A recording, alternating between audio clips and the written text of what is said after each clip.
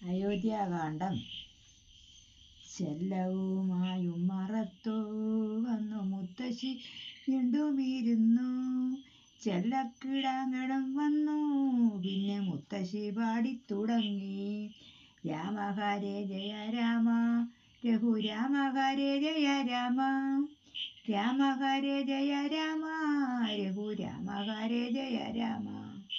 രാമനും സോദരന്മാരും കൊച്ചുപുത്തൻ മണവാട്ടിമാരും കാലത്തിനൊപ്പം വളർന്നു മെല്ലെ യൗവനം വന്നു തെളിഞ്ഞു. മുത്തശ്ശിയൊന്നു ചിരിച്ചു ചൊല്ലി രാമ ഹരേ ജയ രാമ.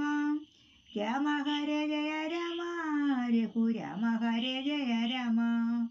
രാമനു രാജകിരീടം നൽകാൻ അച്ഛനൊരുങ്ങിയ നേരം കൈകേയി വന്നു ശടിച്ചു രാവണപ്പോഴേ 2 വരങ്ങൾ.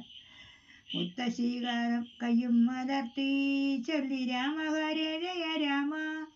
രാമ ഹരേ ജയ രാമ രഘുരാമ ഹരേ ജയ രാമ.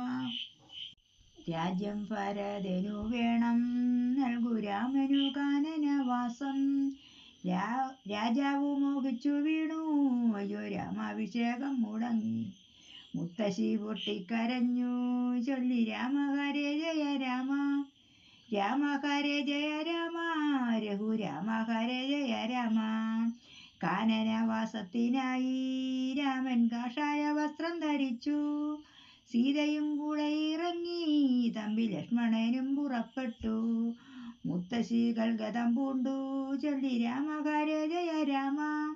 രാമ ഹരേ ജയ രാമ രഘുരാമ ഹരേ ജയ രാമ. കാട്ടിലലഞ്ഞു നടന്നു ചെന്നു വാൽമീകി തന്നെയും കണ്ടു. ചിത്രകൂടാചലത്തിങ്കേൽ അവർ വിചിത്തം തെളിഞ്ഞു വസിച്ചു. മുത്തശ്ശി വീർപ്പൊന്നയച്ചു ചൊല്ലി രാമ ഹരേ ജയ രാമ. രാമ ഹരേ. അഗ്രജനെ ചെന്നു കണ്ടു കാടു വിട്ടു വരണമെന്നോതി.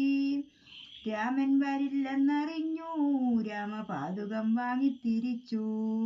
മുത്തശ്ശി വീണ്ടും വണങ്ങി ചൊല്ലി രാമ ഹരേ ജയ രാമ. രാമ ഹരേ ജയ രാമ രഘുരാമ ഹരേ ജയ രാമ.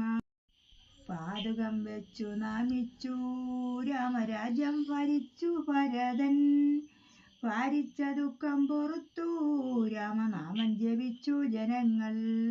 മുത്തശ്ശി കണ്ണു തുടച്ചു ചൊല്ലി രാമ ഹരേ ജയ രാമ. രാമ ഹരേ ജയ രാമ രഘുരാമ ഹരേ ജയ രാമ. ഇങ്ങനെ നല്ലൊരയോധ്യ